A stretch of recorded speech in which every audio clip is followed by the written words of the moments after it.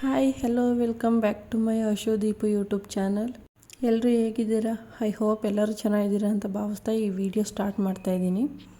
ಈ ವ್ಲಾಗ್ ಬಂದು ಗುರುವಾರದ ವ್ಲಾಗ್ ಆಗಿರುತ್ತೆ. ಇವತ್ತು ಗುರುವಾರ ರಜಾ ಇರೋದ್ರಿಂದ ಬೆಳಗ್ಗೆ ಬೇಗ ಎದ್ದು, ರಜಾ ಇದ್ದಾಗ ಎದ್ದೇಳೋದೇ ಕಷ್ಟ ಆಗಿರುತ್ತೆ. ಒಂದೊಂದು ಟೈಮ್ 10 ಗಂಟೆ ಆದರೂ ಆಯಿತು, 11 ಗಂಟೆ ಆದರೂ ಆಯಿತು, ಅಷ್ಟು ಗಂಟೆ ಮಲಗಿರ್ತೀನಿ. ಸುಸ್ತಾಗಿರುತ್ತಲ್ಲ ವಾರ ಎಲ್ಲ ಕೆಲಸ ಮಾಡಿ. ಹಾಗಾಗಿ ಇವತ್ತು ನಮ್ಮನೆಯವ್ರಿಗೆ ಡ್ಯೂಟಿ ಇತ್ತು. ಬೆಳಗ್ಗೆ ಬೇಗ 6:45ಗೆ ಎದ್ದು ತಿಂಡಿ ಎಲ್ಲ ಮಾಡಿಟ್ಟು, ಪಾತ್ರೆ ಎಲ್ಲ ತೊಳೆದು ಅಡುಗೆ ಮನೆಯೆಲ್ಲ ಕ್ಲೀನ್ ಮಾಡ್ಕೊಂಡು ಮನೆಯೆಲ್ಲ ಒರೆಸಿ ಇವಾಗ ಹೊರಗಡೆ ಎಲ್ಲ ಕ್ಲೀನ್ ಮಾಡಿ ಒರೆಸೋಣ ಅಂತವ ಒರೆಸ್ತಾ ಇದ್ದೀನಿ. ಇವತ್ತು ಸ್ವಲ್ಪ ಕೆಲಸ ಇತ್ತು, ಹಾಸ್ಪಿಟಲಿಗೆ ಹೋಗಬೇಕಿತ್ತು. ಹಂಗಾಗಿ ಎಲ್ಲ ಬೇಗ ಎಲ್ಲ ಕೆಲಸ ಮುಗಿಸ್ಕೊಂಡೆ.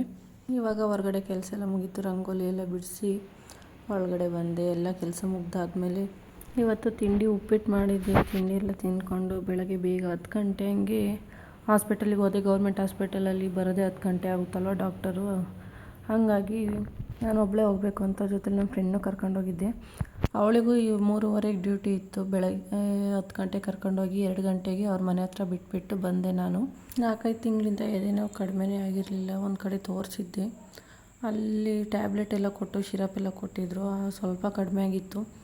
ಇವಾಗ ಮತ್ತೆ ಜಾಸ್ತಿ ಆಗಿತ್ತು. ಯಾಕೆಂದರೆ ಕಂಪ್ನಿಲೆಲ್ಲ ಮಸಾಲೆ ಎಲ್ಲ ಹಾಕ್ಬಿಟ್ಟು ಊಟ ಕಳಿಸ್ತಾರಲ್ಲ, ಊಟ ಮಾಡ್ತೀವಲ್ಲ ಚೆನ್ನಾಗಿರುತ್ತೆ ಅಂತ. ಹಂಗಾಗಿ ಗ್ಯಾಸ್ಟ್ರಿಕ್ಕಿಗೆ ಎದೆನೋ ತುಂಬ ಜಾಸ್ತಿ ಆಗಿತ್ತು. ಅಲ್ಲಿ ತೋರಿಸ್ಕೊಂಡು ಬಂದು 2 ಗಂಟೆಗೆ ಮನೆಗೆ ಬಂದೆ. ಮನೆಗೆ ಬಂದು ಸ್ನಾನ ಎಲ್ಲ ಮಾಡ್ಕೊಂಡು ಬೆಳಗ್ಗೆ ಮನೆಯೆಲ್ಲ ಒರೆಸ್ಬಿಟ್ಟು ಹೋಗಿದ್ದೆ. ಹಂಗಾಗಿ ಪೂಜೆ ಮಾಡೋಕ್ಕೆ ಈಸಿ ಆಯಿತು. ಪೂಜೆಗೆಲ್ಲ ರೆಡಿ ಮಾಡ್ಕೊಂಡು ಪೂಜೆ ಮಾಡ್ತಾಯಿದ್ದೀನಿ.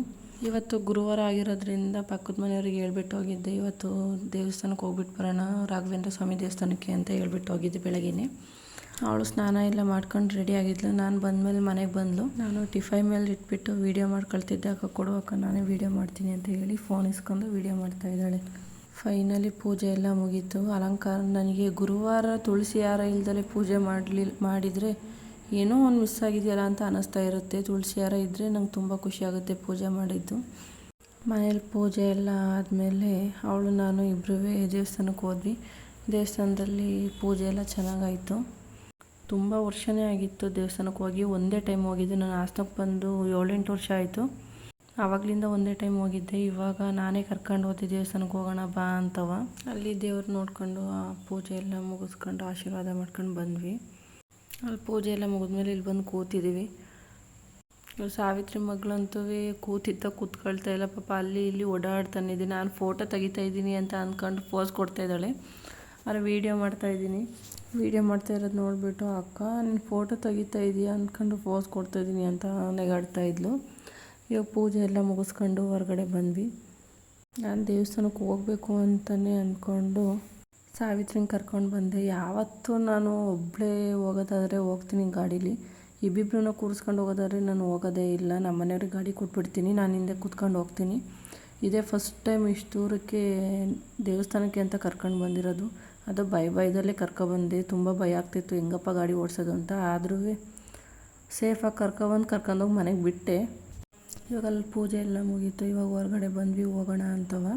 ರಾಯರನ್ನ ನೋಡಿದರೆ ಮನಸ್ಸಲ್ಲಿರೋ ನೋವೆಲ್ಲನೂ ಮರೆತು ದೇವ್ರನ್ನೇ ನೋಡೋಣ ಅಂತ ಅನ್ನಿಸ್ತಾ ಇರುತ್ತೆ. ಇವಾಗ ಹೊರಗಡೆ ಬಂದು ಸಾವಿತ್ರಿಗೆ ಅಕ್ಕ ಕ್ಲಿಪ್ ತಗೋಬೇಕು ಬಾ ಅಕ್ಕ ಅಂತ ಕರ್ಕೊಂಡು ಹೋದ್ಲು. ಅಲ್ಲಿ ನೋಡಿದರೆ 25 ರೂಪಾಯಿ 60 ರೂಪಾಯಿ ಒಂದು ಕ್ಲಿಪ್ಪಿಗೆ ಹಾಕಿದ್ರು. ಹಂಗಾಗಿ ಬೇಡ, ಬೇರೆ ಕಡೆ ತಗೊಳ್ಳೋಣ ಬಸ್ ಸ್ಟ್ಯಾಂಡ್ ಹತ್ರ ಅಂತ ಹೋದ್ವಿ ಇಬ್ಬರೂ. ಹಾಗೆ ಯಾರೆಲ್ಲ ನನ್ನ ವೀಡಿಯೋಸ್ ನೋಡ್ತಾ ಇದ್ದೀರಾ ಪ್ಲೀಸ್ ಸಬ್ಸ್ಕ್ರೈಬ್ ಮಾಡಿ, ಹಾಗೆ ಲೈಕ್ ಮಾಡಿ, ಶೇರ್ ಮಾಡಿ, ಕಮೆಂಟ್ ಮಾಡಿ. ಹಾಗೆ ಯಾರ್ಯಾರೆಲ್ಲ ನನ್ನ ವೀಡಿಯೋಸ್ ನೋಡ್ತಾ ಇದ್ದೀರಾ ಪ್ಲೀಸ್ ಸಪೋರ್ಟ್ ಮಾಡಿ. ಇಲ್ಲಿಗೆ ಈ ವ್ಲಾಗ್ ಮುಗಿಸ್ತಾ ಇದ್ದೀನಿ.